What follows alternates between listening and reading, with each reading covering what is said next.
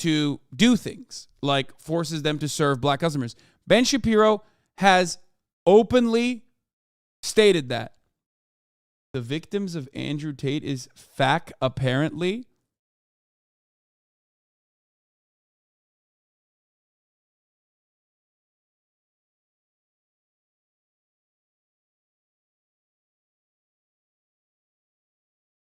This is not a falsehood. Here you go. This is the one thing I could have found. Oh, here.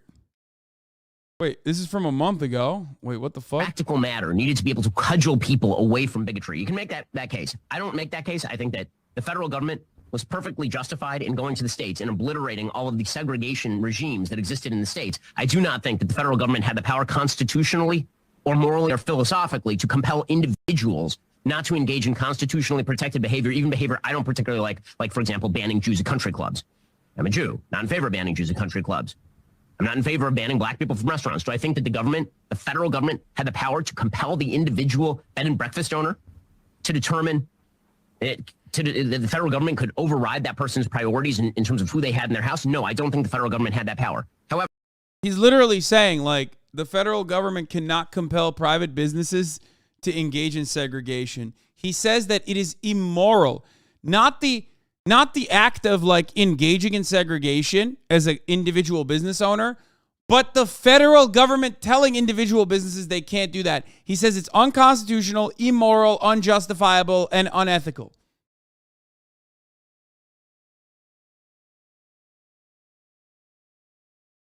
That's from a month ago, dog. He's wearing the same fucking shirt in this video as he is from 1 month ago. Ben Shapiro, and he said this time and time again, discussing the Civil Rights Act, says that the legislation from the 60s was important in doing away with states' governments that promoted segregation, but that it overreached by attempting to compel individuals to not engage in behavior or action that could be seen as protected by the Constitution. This is his, like, I'm going to do racism shirt, I guess. So just, I wanted to show that to you before we got into Ben Shapiro now wearing, ironically, the same exact fucking shirt as he talks about MLK and his legacy, okay? On this day, MLK Day, let's take a look. We have to engage in a woke Bernie Sanders redistributionist agenda.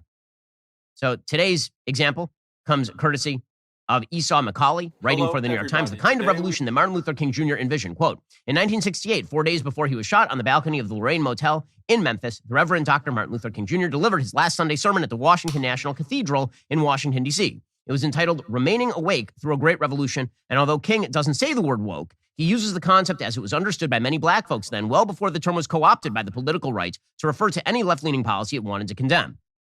The sermon is an opportunity to encounter the real King, who is too often obfuscated by politicians who use his legacy to support their own agendas. They contend that King was colorblind, when in fact his policy aims were unapologetically color conscious. Okay, well, if that were... I mean, yeah, literally. One of his policy aims you are dissecting and agreeing against, which is, you know, the Civil Rights Act, which was intended to destroy segregation across the board, including in private businesses. So that in and of itself, other than like, we're not even talking about like MLK's legacy, what he actually truly believed in. Nobody in liberal media even ever will mention that he was a democratic socialist. He was like literally pro-Ho Chi Minh, anti-Vietnam War, anti-imperialist, pro-socialist. Like, they will never mention that. Liberals don't want to mention that. Republicans don't want to mention that. Partially because they're all right-wing pieces of shit, right? They have whitewashed his legacy in that regard. Aggressively so. Okay? But this takes it one step fucking further when you take a guy whose entire lives, his entire work, okay, revolves around creating equality for black people and says, no, actually, he is colorblind. You're wrong. To do white supremacist agitprop, the gall. Every fucking year we do this, whether it be Black History Month or on MLK Day, every fucking year we do this for an entire month of February and certainly on MLK Day, where we look through a list of some of the most unhinged right-wing fucking tweets from psychotic right-wingers who very much would have been against MLK at the time, or are still against MLK's ideas now, bastardizing his words and his moves and his movement to specifically do the most counterproductive thing on the fucking planet, which is, uplift, normalize, and defend white supremacist constructs. Or the part of Martin Luther King Jr.'s birthday that we were actually celebrating? Okay, but that's not what we're celebrating. If you had asked people in 1983, when this was enshrined into federal law, are they in favor of a national holiday that enshrines the idea of group redistributionism? The answer is no. There would not have been support for that. The thing that every school child learns when they are in school about Martin Luther King Jr. is the I Have a Dream speech, right? One of the great speeches in American rhetorical history. That speech is replete with references to the idea that we should all view each other as God's creatures without reference to color. An attempt to backfill that by looking at the fact that Martin Luther King Jr. was economically socialistic does not change the fact that that is not what we are actually celebrating about Martin Luther King Jr. on Martin Luther King Jr. Day. And trying to claim that that is what we are celebrating is silly. I mean, 67% of America was against MLK at the time of his assassination. 67%. So going back to that era and using like the way that people like what people thought about MLK or his agenda as a good metric is pretty fucking silly, I think. Especially if we are now living in 2023 and you understand that you're supposed to, look at him as a positive figure, right? Because Ben Shapiro's not stupid enough to shit on MLK because that's like a pretty obvious way to be like, oh, you're a fucking gigantic racist. It's so racist that other races will be like, oh man, that's a bridge too far, I think.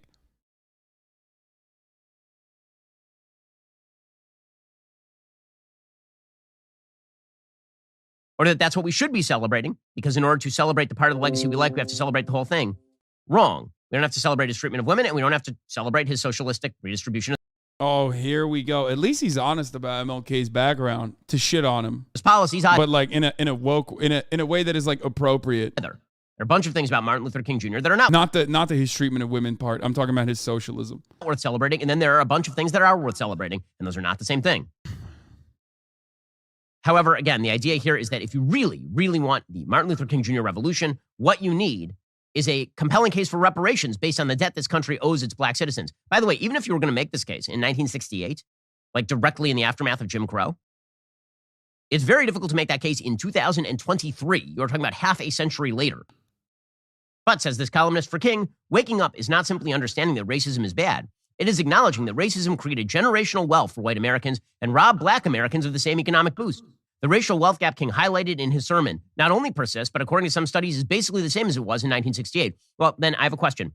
The United States has undertaken spending of tens of trillions of dollars in social redistributionist schemes, ranging from food stamps to welfare to government-subsidized housing to government-subsidized college admissions policy that is racially discriminatory in nature. And the wealth gap remains. Why is it that wealth gap remains when it has closed for virtually every other minority in the United States? The answer certainly has to do some with history, but a lot of it has to do with the fact that you have a 75% out-of-wedlock birth rate in the black community. Yeah, dude, what a fucking slimy, gross loser, dude. Yo, even on MLK Day, you got to respect it a little bit. He is so insanely racist. He could not even take one day off from the racism. You know what I mean? He's just like, nope, I'm going to go extra hard on this day, okay? That's what MLK would want me to do. Jesus fucking Christ, dude. Hitting all the high notes. Black people are born out of wedlock. It's like, dude. There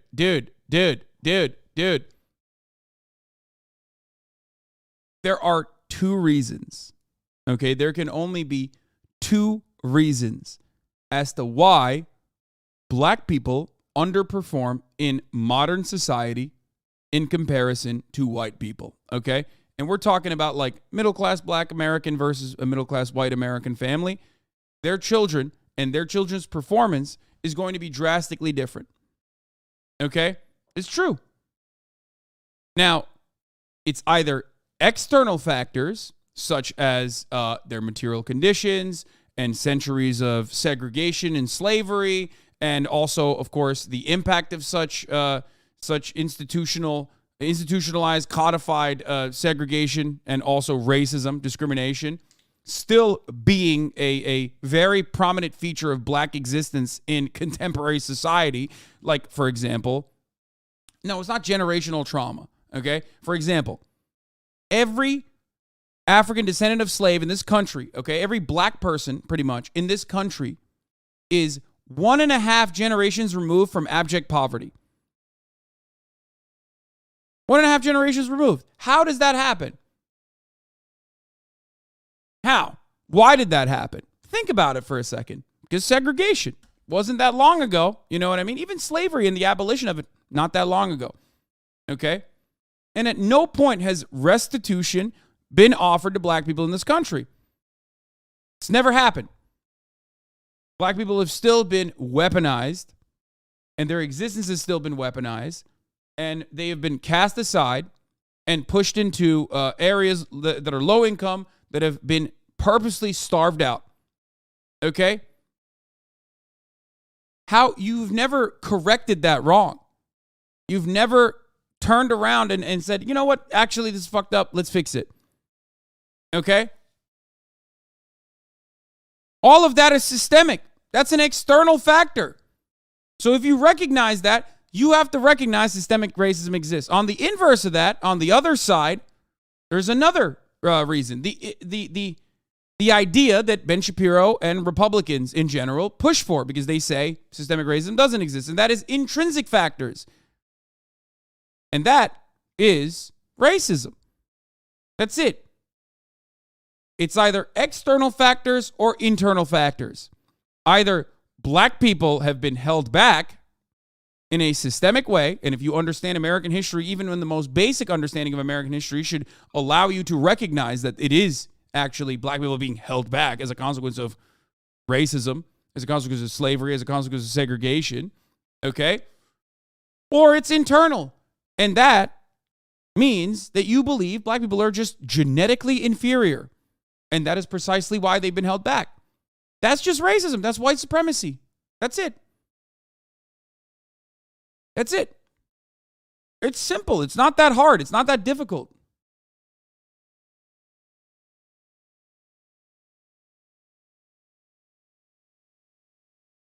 And now, of course, it's now considered a faux pas to be so open about your white supremacist values, which is precisely the reason why these guys dance around the subject. They say it's culture. It's culture. Really? Rap music is a prominent part of black culture in this country. Black culture, I would say, is probably the most exploited, but also the most successful form of American culture and American identity. Everybody listens to black music.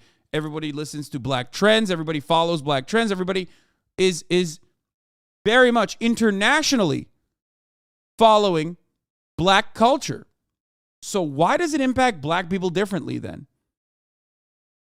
Because even if you are to talk about culture, okay, even if you are to say that, like, oh, it's black culture, that's why they're held back, which is a cowardly way to say it's their race, okay? These pussies can't fucking say race anymore, so they say it's culture. It's culture. Why is it that it impacts black communities differently? Black culture, I mean. Is it that, like, black people listen to rap music and it hits a different frequency? Because more white people listen to rap than black people do. There's more white people out there. Why doesn't it impact white people in the same way? It's just a way to shift the conversation away from using the scary word, the R word, racism. It's you don't want to say race, so you say it's culture. That's what they do. That's it. Everybody consumes black culture. Why doesn't it impact? If it is simply a cultural difference, everybody consumes black culture. The most popular form of culture. The vernacular becomes commonplace. The word cool is black vernacular. Okay? It is. Everybody says it. Ben Shapiro says it. So what's up? Why is it that only black people supposedly are, impacted by this?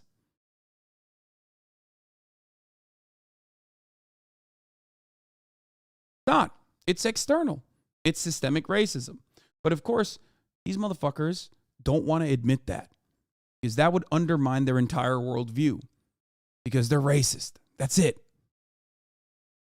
You have dramatic educational underperformance in the black community. Now, you can go back to the original sin here, and you can blame it on the original sin.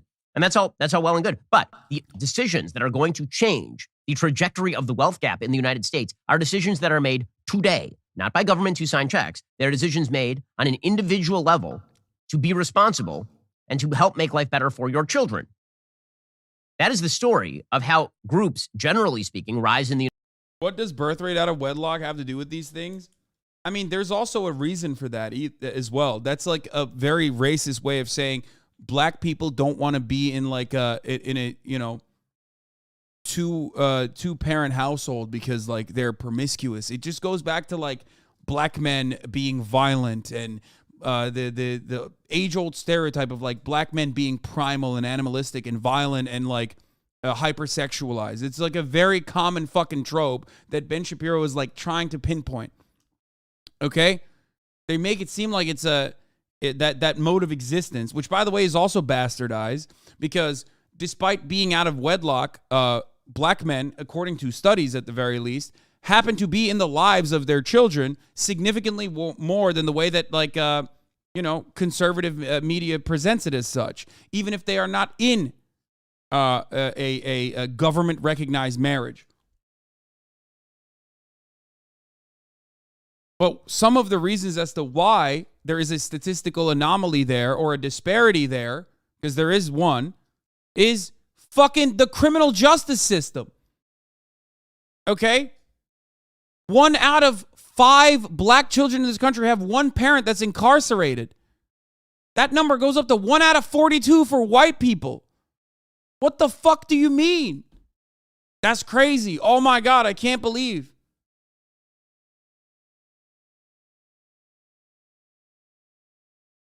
He said, wrong. I wonder why your name is Nobody Listens to Me.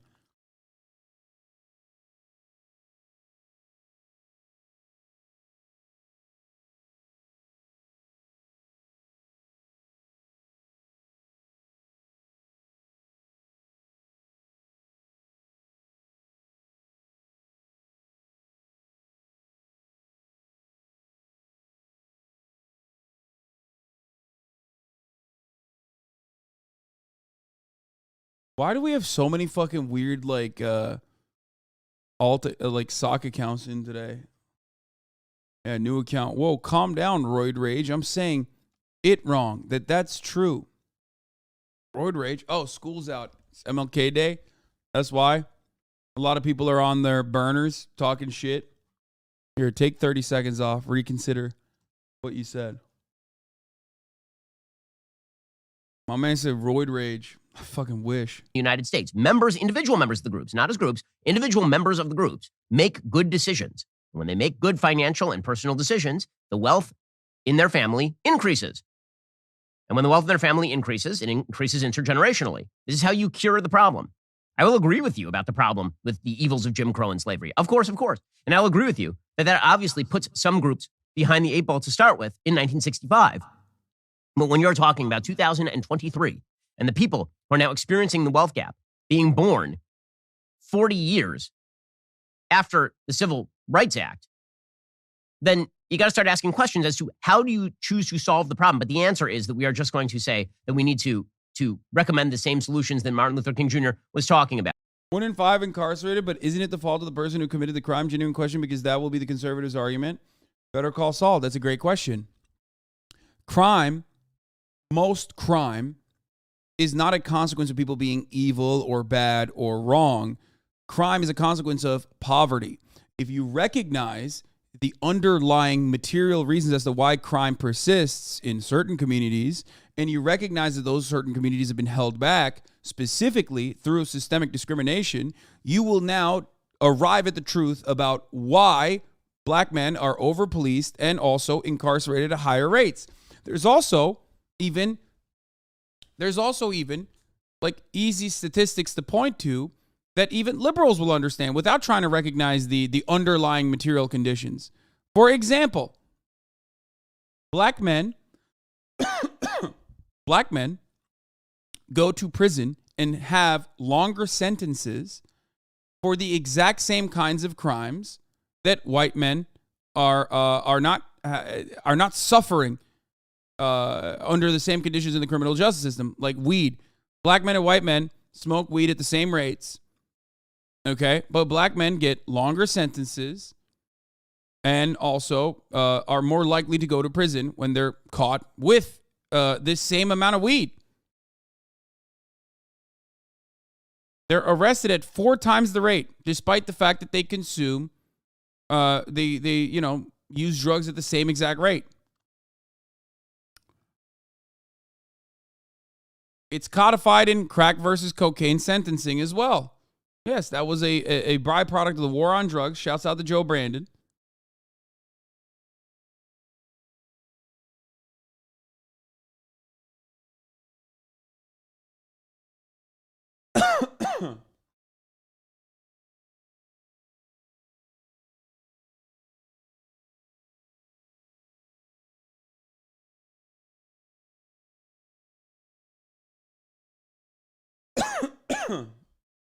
When the factors in the business left by communities due to racism, how's where families supposed to get by? Yeah, I mean, look. How do you talk to liberals who agree on a lot of the same things you do, but refuse to link any social failure to capitalism every time they just say vote harder or them just being an optimist, not a realist? You just slowly chip away at it.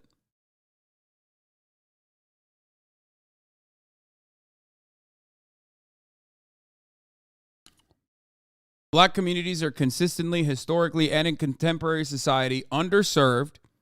They have less access to funds. They have been cast aside deliberately, systematically, and also are over-policed. The irony of that, the dark irony of that situation, the circumstances is really dire. When you think about it, these guys are paying fucking taxes, okay, in a very simple way. I'll explain it. Black people go to work. They pay taxes, okay? Those taxes then fund the same police force that ends up jailing their children, jailing their friends, jailing their neighbors. Those police salaries then create white police enclaves or police enclaves in neighborhoods away from black neighborhoods. So black people end up, I just swallowed my own spit, sorry.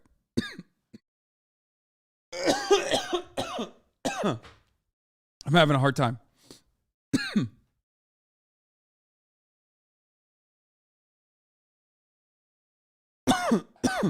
So black people end up paying the salaries of the very same people that can then turn around and build nice neighborhoods for themselves because cops have pretty fucking solid jobs, pretty solid job security, as you already know. And also on top of that, a good benefits package. And when you get when you have a higher salary like that, you can also move into a fucking neighborhood or build a neighborhood out that has better education, better opportunities for their children. So black people literally end up fucking paying the people that killed them on the streets, the people that jailed them, the people that jailed their families by over policing them, by putting them inside of the system early on. It's a crazy process.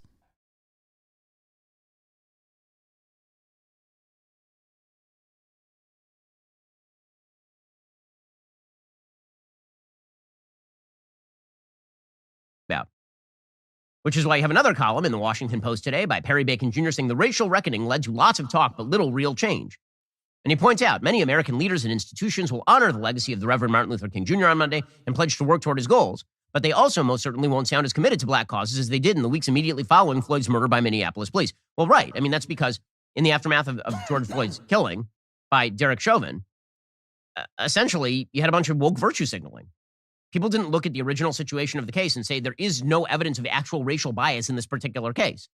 There's a lot of evidence, in fact, that George Floyd was high as a kite. You can make No. Famously, there was none. Of course, cops just fucking brutally execute white people on like on a fake check charge regularly in front of like 40 people. That happens so frequently, man. sentencing disparities. None of that exists. Over policing, none of that exists. It's just a fabrication and not a byproduct of a otherwise white supremacist system of existence. Make the case, and the case apparently was made to the satisfaction of the jury, if not to my own satisfaction in court, that Derek Chauvin was responsible for his death. Again, I think the evidence there is really, really sketchy, but okay. This man hit all the high notes. He said black people are fatherless and just left it there. He said George Floyd was not executed by a racist cop. Cop was not racist. I mean, he's hitting, dude, MLK Day, baby. He's hitting all the high notes. But nobody even alleged that that was the result of racism, that Derek Chauvin was a racist who decided to kill a black man that day. And yet it didn't matter. The entire country decided they were going to virtue signal on this basis. And then when it came down to actual policy, they didn't actually do anything. Why? Because it turns out the vast majority of Americans don't agree with racially redistributionist policy. And so I understand why there are people like Perry Bacon Jr. who are mad that America virtue signaled and then didn't do the stuff that they wanted. I get it. They feel fibbed to, because they were fibbed to, mainly by a bunch of left-wing media types who decided that they were going to pay lip service to the Black Lives Matter cause without actually embracing the Black Lives Matter agenda. And so this is why we're going to get these pieces every single day. And by the way, the policies that are being advocated are bad. The policies that are being advocated by Black Lives Matter, the policies that were advocated by Martin Luther King in 1968, even if they were temporarily justifiable, would have been bad in the short, medium, and long term. And yet those policies are still being advocated today. So, for example, you have the New York Times today arguing in favor of affirmative action. Affirmative action has been one of the giantest fails in American political history. As mentioned, the wealth gap in the United States has not been alleviated. The notion that affirmative action, which was necessary in order to leverage black students who were underperforming on standardized tests into top-level universities, that this would heal the income and wealth gap in the United States was a lie. It is not true. It creates misalignment. It creates higher dropout rates. It means that people who actually didn't need affirmative action in order to get into their schools are looked at askance wrongly. And yet you have the New York Times lamenting the possibility that affirmative action might fall. Of course, affirmative action should fall. The answer to racial discrimination is to stop racially discriminating. The answer to racial discrimination is not to then reverse the racial discrimination, obviously.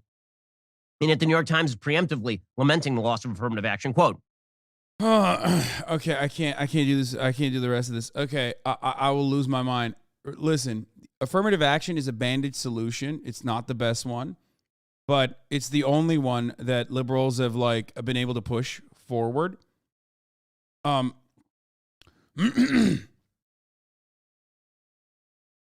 And the unfortunate for Ben Shapiro reality of racial wounds being healed is that if you are segregating on the basis of race, and if you are underserving communities on the basis of race, a fact that even I believe Ben Shapiro recognizes, in spite of all of his best interest to make it seem like it's not the case, he still recognizes that to a certain degree. He admits that racism is bad. He admits that racism did exist at a certain point. Okay? The only way to solve historic wrongs that surrounded race is by offering restitution based on race. That's just how it works. You might not like it, but that's how it fucking works. We're done. We're done with this. All of you motherfuckers in the Discord that think that this is like a funny way to consume this content, I'm telling you, it's very annoying. Nobody likes you. Stop. Stop doing that. Please. Stop.